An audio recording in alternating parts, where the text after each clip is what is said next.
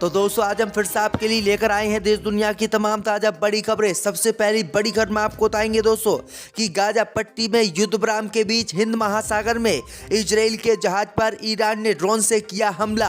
100 Israel के सैनिकों की हुई मौत। इजराइल में पसरा मातम, यहूदियों का रो रो कर बुरा हाल। ईरान ने किया इजराइल पर सबसे बड़ा हमला। सीज फायर खत्म होने के बाद 10 मोर्चों से इजराइल पर होगा हमला। 2 मुस्लिम देशों ने इजराइल पर हमला करने का बना लिया प्लान। अब यहूदियों की नहीं खैर। तेलंगाना पहुंचे योगी आदित्यनाथ ने हैदराबाद का नाम बदलकर भाग्यनगर करने का किया ऐलान। कहा बीजेपी की सरकार बनते ही हटाएंगे मुस्लिम आरक्षण। अमेरिका का घमंड, 47 दिनों की जंग में हमास ने किया चूर। हमास ने टिकवाए इजराइल से घुटने। इजराइल की पूरी दुनिया में बत्ती हुई गुल। जंग के बाद गाजा पट्टी पहुंचे हजारों फिलिस्तीनी, ताकते रहे यहूदी। हमास का जबरदस्त दाव। तो दोस्तों सभी खबरों को आपको एक एक कर बताने वाले हैं। वीडियो को लाइक कर चैनल को सब्सक्राइब कर दे। इसी बीच पर तो दोस्तों अगली खबर की ओर, तो इजराइल हमास जंग के बीच हिंद महासागर में इजराइल के जहाज पर ईरान ने किया ड्रोन से हमला। 100 सैनिकों की हुई मौत। इजराइल में पसरा मातम। दोस्तों आपको बता दें कि इजराइल और हमास की जंग जहां 4 दिन के लिए रुकी है, तो वहीं ईरान ने जंग रुकने के बीच इजराइल के जहाज पर ड्रोन से हमला कर दिया। इस हमले में इजराइल के 100 सैनिक मरे हैं, जिसको लेकर इजराइल में मातम पसरा हुआ है। दरअसल आपको बता दें कि यह हमला हिंद महासागर में इजराइल के शिप पर हुआ है। ईरान ने अपने ड्रोन सहित 136 से इजराइल के शिप पर हमला किया है। इस हमले में इजराइल का पूरा शिप तबाह हो गया है और इसमें 100 सैनिक सवार थे। 100 के 100 सैनिक मारे गए हैं। वहीं आपको बता दें कि अमेरिका ने इसकी जानकारी जैसे ही दुनिया को दी, तो पूरी दुनिया में होश उड़ गए। तो ये बड़ी अपडेट आ रही दोस्तों कि ईरान ने ये बड़ा हमला आज इजराइल पर कर दिया है। एक तरफ हूती विद्रोहियों ने भी इजराइल पर हमला करने की धमकी दी थी और कहा था अगर लाल सागर में इजराइल का जहाज कोई भी आएगा तो हम उसको जब्त करेंगे, लेकिन हूती विद्रोही तो इतनी जल्दी जहाज को जब्त नहीं कर पाए। दूसरी तरफ हिंद महासागर में इजराइल के जहाज पर ईरान ने हमला कर दिया। इसी बीच पर तो दोस्तों अगली खबर की ओर, तो सीज फायर के 10 मोर्चों से इजराइल पर होगा हमला। 2 मुस्लिम देशों ने कर ली हमले की तैयारी।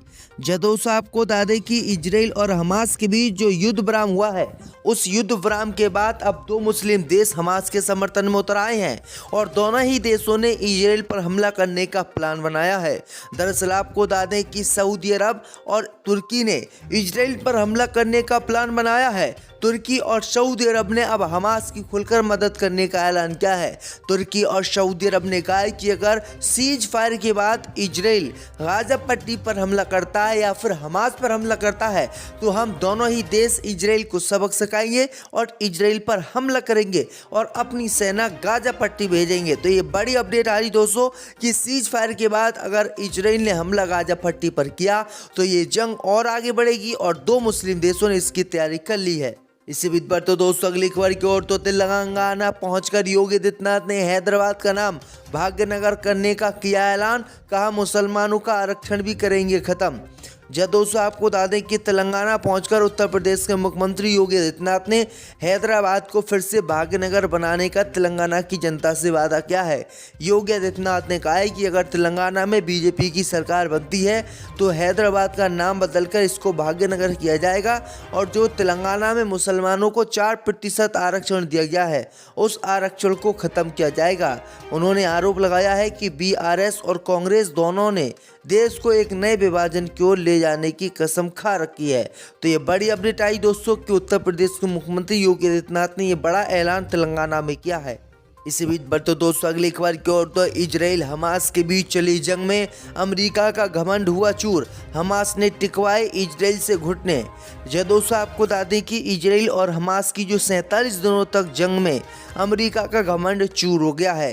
दरअसल आपको बता दें कि हमास ने अमेरिका का घमंड चूर करते हुए हमास ने इजराइल से अपने सामने घुटने टिकवा लिए हैं, जिसको लेकर इजराइल की बत्ती गुल हो गई है और पूरी दुनिया जो इजराइल को सुपर पावर देश मानती थी, सबसे अच्छा देश मानती थी, ताकतवर देश मानती थी, अब वो इजराइल को घास घेरने के लिए भी तैयार नहीं है और पूरी दुनिया ने सुपर पावर देश के तौर पर इजराइल को अब मानने से इनकार कर दिया, क्योंकि हमास ने जब हमले किए तो पूरी दुनिया में इजराइल की थूती हो गई। इसी बीच पर तो दोस्तों अगली खबर की ओर तो गजा पहुंचे हजारों फिलिस्तीनी, ताकता रहा इजराइल हमास का जबरदस्त दाव। दोस्तों आपको बता दें कि इजराइल और हमास की जंग के बीच गाजा हजारों फिलिस्तीनी पहुंचे हैं और ये फिलिस्तीनी जंग के बाद अपने घरों पर पहुंचे हैं। दरअसल आपको बता दें कि जब इजराइल और हमास की जंग शुरू हुई थी तो इजराइल ने गाजा पट्टी के एक इलाके को खाली कराने का ऐलान किया था और ये दूसरे इलाके में चले गए थे, लेकिन गाजा पट्टी में जैसे ही हमास की जीत हुई उसके बाद गाजा पट्टी फिलिस्तीन के हजारों लोग पहुंचे हैं और ये अपने घरों में अब रहने के लिए तैयार हैं। तो गाजा पट्टी में हमास के हाथों मारा गया नेतन्याहू का दाहिना हाथ, नेतन्याहू के छूटने लगे पसीने, हमास ने इजराइल को चखाया मजा। दोस्तों आपको बता दें कि गाजा पट्टी में हमास के लड़ाकों ने इजराइल के दाहिने हाथ जनरल अरान बरान को मौत की घाट उतार दिया है। वहीं आपको बता दें कि उसकी मौत के बाद नेतन्याहू के पसीने छूटने लगे हैं और नेतन्याहू को मजबूरी में युद्ध विराम करना पड़ा। दरअसल आपको बता दें कि नेतन्याहू ने पहले हमास के सामने घुटने टेकने से इनकार कर दिया था और हमास को खत्म करने का दावा किया था, लेकिन जब हमास के लड़ाकों के हाथों नेतन्याहू का सबसे सीनियर कमांडर अरान बरान मारा गया, उसके बाद नेतन्याहू ने हमास के सामने घुटने टेके और हमास के खिलाफ युद्ध विराम का ऐलान इजराइल ने किया। वहीं आपको बता दें कि इसकी जानकारी अब सामने आई है और वहीं आपको बता दें कि हमास के लड़ाकों ने इजराइल पर आरोप लगाया है कि इजराइल मारे गए सैनिकों की ठीक संख्या दुनिया के सामने नहीं बता रहा है। उसके हमने 4000 सैनिकों को मार डाला है, लेकिन इजराइल सिर्फ 400 सैनिकों के हताहत होने की जानकारी दे रहा है। इसी बीच पर तो दोस्तों अगली खबर की ओर तो इजराइल हमास युद्ध के बीच हिजबुल्लाह ने इजराइल को दिया अल्टीमेट, कहा जुमे के दिन करेंगे इजराइल पर सबसे बड़ा हमला। दोस्तों आपको बता दें कि इजराइल और हमास के बीच 4 दिनों तक रुकी जंग के बीच इजराइल के खिलाफ हिजबुल्लाह ने जंग रोकने से इनकार कर दिया और अब हिजबुल्लाह ने इजराइल को अल्टीमेट दिया है कि जुमे के दिन इजराइल पर हम सबसे बड़ा हमला करेंगे, जिससे नेतन्याहू और नेतन्याहू की सेना बुरी तरीके से घबराए हुए है। दरअसल आपको बता दें कि हिजबुल्लाह लगातार लेबनान बॉर्डर से इजराइल के सैन्य ठिकानों पर हमला कर रहा है और हिजबुल्लाह ने इतने हमले इजराइल पर किए हैं कि इजराइल को लेबनान बॉर्डर के पास अपनी बस्तियों को खाली कराना पड़ा। इस पर तो दोस्तों अगली खबर की ओर तो सोनिया गांधी ने बीजेपी पर लगाया आरोप, कहा आरएसएस के इशारों पर चल रही है मोदी सरकार। दोस्तों आपको बता दें कि कांग्रेस की वरिष्ठ नेता सोनिया गांधी ने आरएसएस पर आज गंभीर आरोप लगाए हैं, जिसे सुनकर बीजेपी आरएसएस की नींद उड़ गई है। दरअसल आपको बता दें कि सोनिया गांधी ने आरएसएस के इशारों पर मोदी सरकार चलने का आरोप लगाया है। सोनिया गांधी का कहना है कि मौजूदा एनडीए सरकार आरएसएस के कहने पर चल रही है, जो आरएसएस कहती है वही मोदी सरकार देश में करती है। तो यह गंभीर आरोप सोनिया गांधी ने बीजेपी और आरएसएस पर लगाए हैं। इसी बीच पर तो दोस्तों अगली खबर की ओर तो प्रधानमंत्री मोदी को पनौती कहने पर राहुल गांधी के खिलाफ बीजेपी ने चुनाव आयोग को लिखा पत्र, राहुल गांधी का ट्विटर अकाउंट बंद करने की कर दी मांग। दोस्तों आपको बता दें कि राहुल गांधी ने जब से प्रधानमंत्री मोदी को पनौती कहा है तब से पूरी भाजपा राहुल गांधी के हाथ धोकर पीछे पड़ गई है और राहुल गांधी के खिलाफ कार्रवाई की मांग कर रही है। अब खबर सामने निकल कर आई दोस्तों कि बीजेपी ने चुनाव आयोग को पत्र लिखा है। इस पत्र के माध्यम से भाजपा ने कांग्रेस सांसद राहुल गांधी के सोशल मीडिया प्लेटफॉर्म ट्विटर को बंद करने की मांग की है। बीजेपी ने राहुल गांधी के खिलाफ शिकायत करते हुए अनुरोध किया है कि उनका ट्विटर अकाउंट तत्काल प्रभाव से बंद किया जाए। साथ ही उन्होंने सोशल मीडिया प्लेटफॉर्म पर मौजूद आपत्तिजनक कंटेंट को हटाने की मांग की है। इसके अलावा पार्टी ने चुनाव आयोग से ये भी अनुरोध किया है कि राहुल गांधी के खिलाफ आपराधिक शिकायत दर्ज कर और आपराधिक मुकदमे शुरू करने के लिए राजस्थान के मुख्य चुनाव अधिकारी को को निर्देश दिए जाएं। इसी बीच बढ़ते दोस्तों अगली खबर की ओर, तो 24 बंधकों की रिहाई के बाद बोले नेतन्याहू, इजराइल युद्ध के सभी लक्ष्य हासिल करने के लिए प्रतिबद्ध।